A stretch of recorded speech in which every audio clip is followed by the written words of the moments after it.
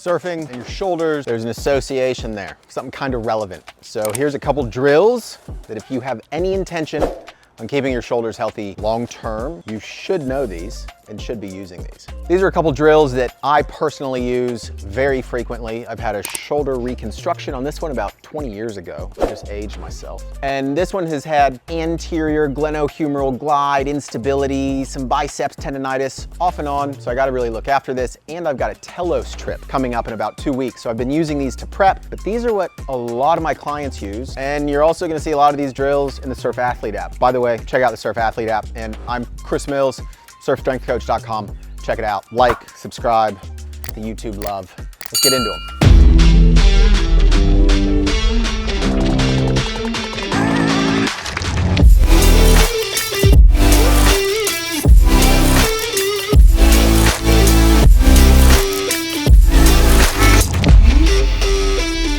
Pumping.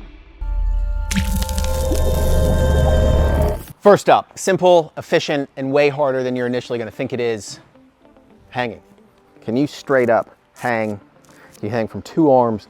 Can you hang from 1 arm? Can you start doing various gymnast-oriented stuff, even just basic kind of knee flexions even. So despite some of that tucking, rolling, whatever, initially, can you just straight up hang? Hang till your grip gives out.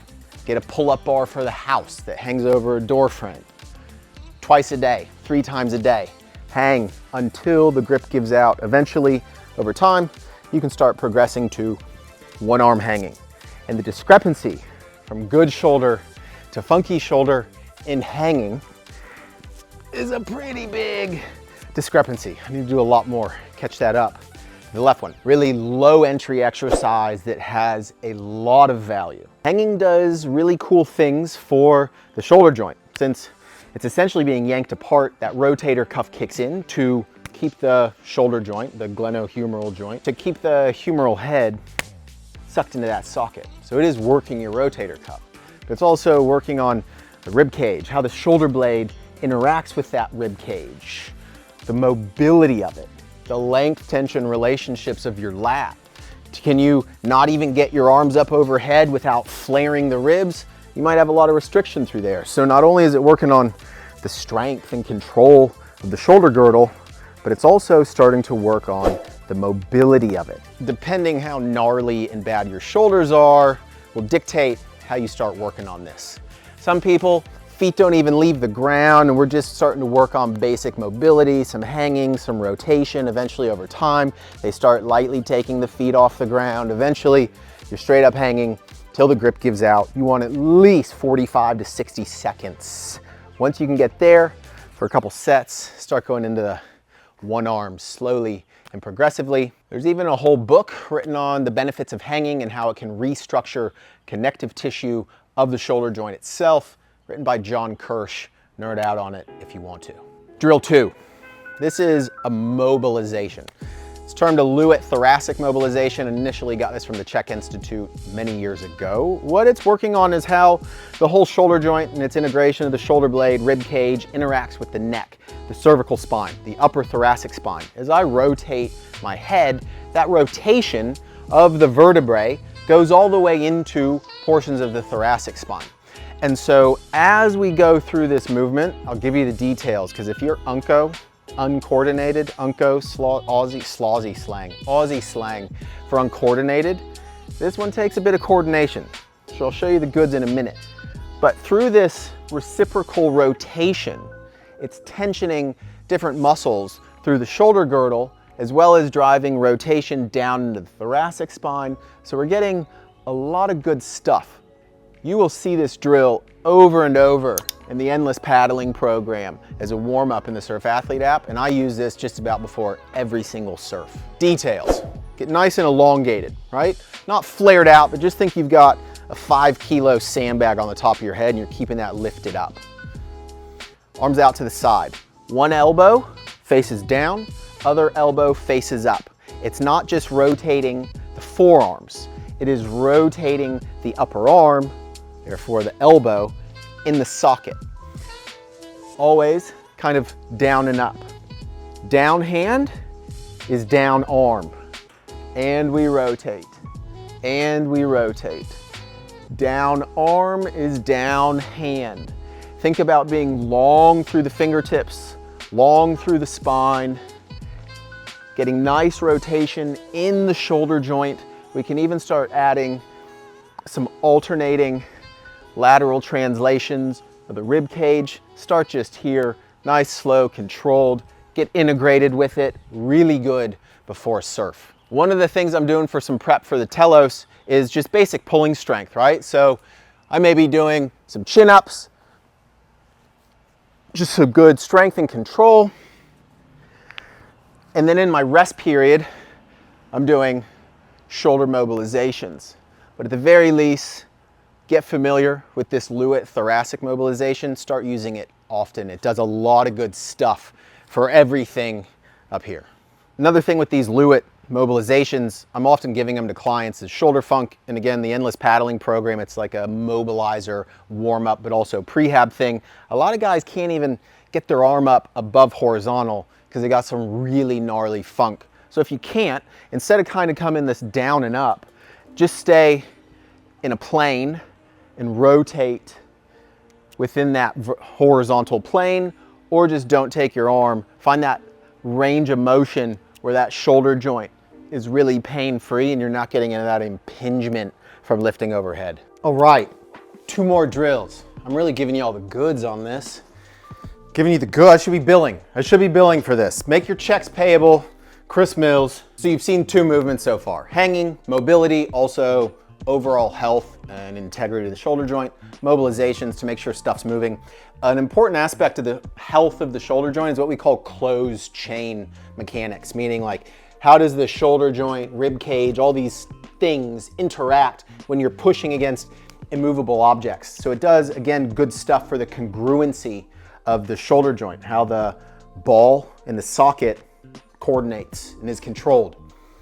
And as surfing, duck diving and pop-ups are kind of this mix between closed chain and open chain. So we need health of the joint when we push.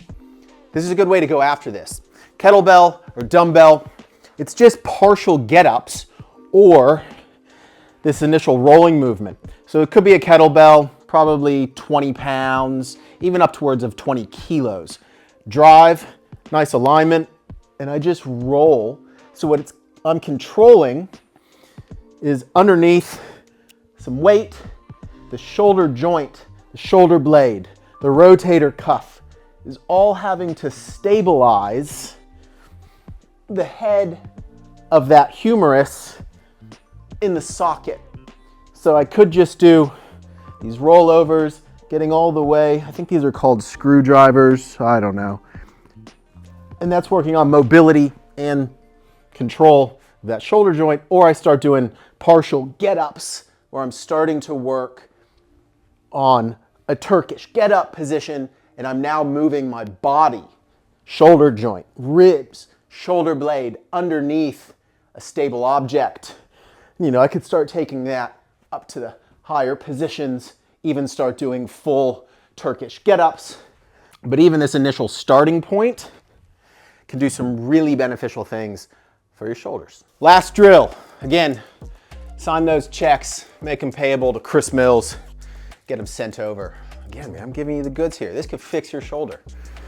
So now we're going straight after rotator cuff. Directly, its ability to rotate and control the humeral head, arm bone in the socket. Find a position that's comfortable for you. So straight off the body, I generally come out to about 30 degrees. Now from here, the height of this elbow will start hitting different fiber delineations of the infraspinatus, the posterior rotator cuff.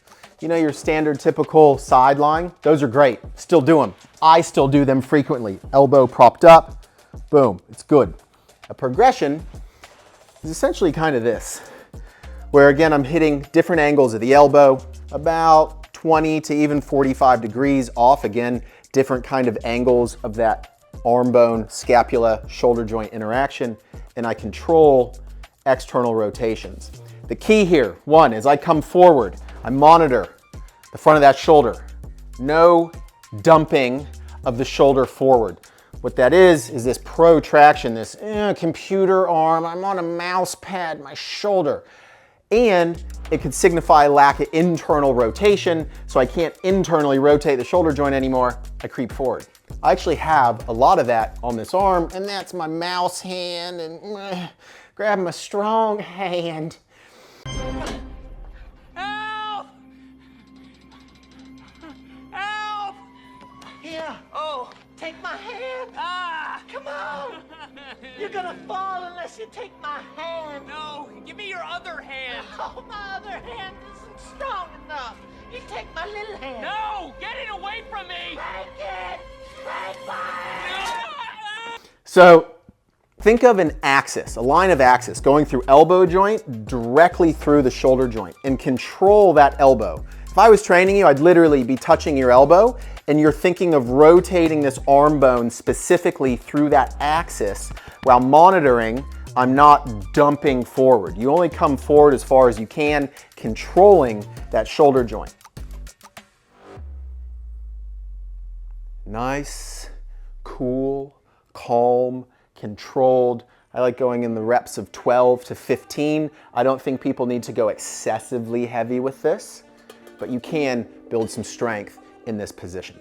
You have now got a repertoire of movements that are actually really integrative. Think of, you go to the physio and you get those standard band things. Not bad. There is a time and a place for that stuff. This is a little more integrative. This is a little more dynamic. You as a surfer need a shoulder that is dynamic, but you also probably don't need all the fancy bullshit you see 20-year-olds doing on Instagram. So as you get older, as you age, train more intelligently, you're trying to find what really works, the fundamentals that really have a beneficial carryover, and you're not training crazily. You don't want to hurt yourself while you're training. So I hope you dig it. If you like this type of stuff, please comment below. We can do other joint specific things or other more dynamic shoulder things. Show your shoulders some love. Sally sells seashells by the seashore. Crushing it. And if you're really after some healthy shoulders, check out the Endless Paddling Endurance Program in the Surf Athlete app. And like I said, I'm going to the Telos, 2 weeks. I just had my last trip back from Indo, pop the nose off my little twin fin here. So I've got some sanding